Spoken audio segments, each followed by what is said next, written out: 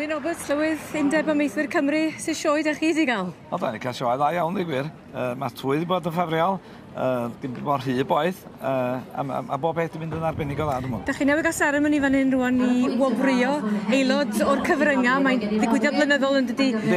Oedden ni falch iawn wedi gwabrio Pauline Smith o Country Focus. Hi ydi cynnyrchydd yr rhaglen nhw, ac mae'n braf medru gwabrio rhywun ac medru rhoi rhywbeth yn ôl i rhywun sy'n gweithio tunol i llenni a sy'n gweithio ddistaw heb neb wybod dim byd, ond bod ni'n mynd i cydnabod i chyfraniad i'r rhaglen yna. A mae hon yn wobr ar cof am Bob Davies oedd yn... Bob Davies, ynddi. Yn ohebydd efo Farmers Weekly Wales, ie? Felly, da chi'n cydnabod gwaith y cyfrynga yn eich gwaith chi. Be fydd yr pobl y cyfrynga ni ddeud am yr un sydd wedi digwydd yma heddiw ag ymweliad prif weinidog y Deyrnas Unedig? O, dwi'n meddwl, mi eith heddiw lawr ar llyfr hanes Cymru. Am reswm, y sioe yma ydy'r sioe ola o bosib cyn i Brexit ddigwydd, a dwi'n meddwl bod hwnna'n beth hanesyddol. Ac nes i'n ffodus o wedi cael cyfweliad o'r hanner awr o amser i siarad hefo prif weinidog Prydain heddiw. Ac peth o'n i ddeithi hi, bod hi'n bwysig bod ni yn cael rhyw fath o gytundeb hefo Ewrop, a bod ni'n mynd allan o Ewrop heb unrhyw fath o gytundeb. Am reswm, lla da ni'n mynd i gael y gytundeb yna, da ni'n mynd i golli marchnad efo Ewrop, a mae 30% o'n hwyn ni, er enghraifft, yn cael ei allforo i Ewrop, a wedyn ni ddim gwneud eb y marchnad yna. Oedd hi wedi lleddu unrhyw bryderon?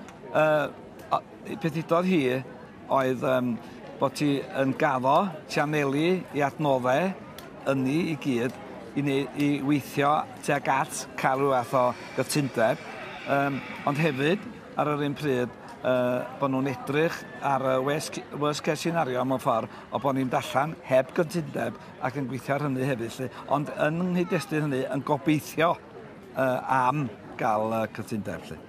Felly sut ydych chi'n teimlo ar un pnawn yma?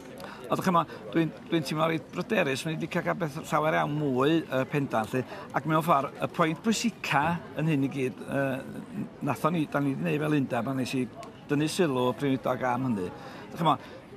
9 mis yna, tan ni allan, ac os ddim cynllunio pendant o gwbl, a mae 9 mis i gynllunio yn fyr, a felly dwi wedi gofyn wrthi, fel undeb, fasau hi yn gysidro edrych ar, o fewn rheolau Ewrop, mae gennych chi be nhw'n alw yn erthygl 100%, a bod hi'n gofyn am yr hawl o fewn yr erthygl 100% yna i fedru ymestyn y cyfnod yn hirach nag Olwan tan mis Mawrth, a mae'n ei bosib o fewn y gytundeb neu wneud hynny, a fysa fo yn ychwanegu am 2 blynedd.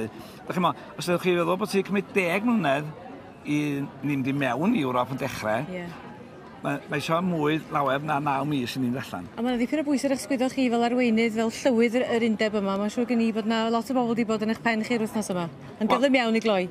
Ond dwi'n teimlo, dyleswyr ni, dydrech ar ôl buddiannau ac diwallu anghenion amaethyddiaeth Cymru. Nid gymaint i gynhyrchu bwyd ac i edrych ar ôl ymgylchfyd, ond hefyd i'r economi'r ardal.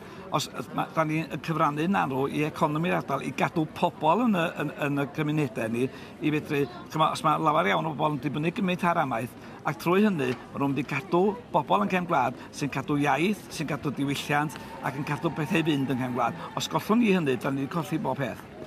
Glyn, diolch i chi am y sgwrs. Mi fydd y drafodaeth yn amlwg yn parhau ar adrodd hefyd ar hyn sydd wedi digwydd yma'r faes y sioe heddiw. Diolch yn fawr i chi. Diolch o chi.